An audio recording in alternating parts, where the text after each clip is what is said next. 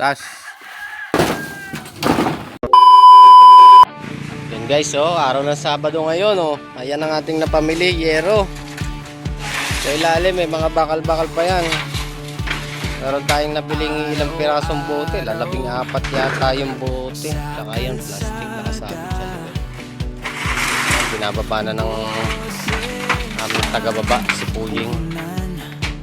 Shoutout kay Puying. Sakay sa motor kong kulong-kulong, pag-asa'y pinagsisikapan.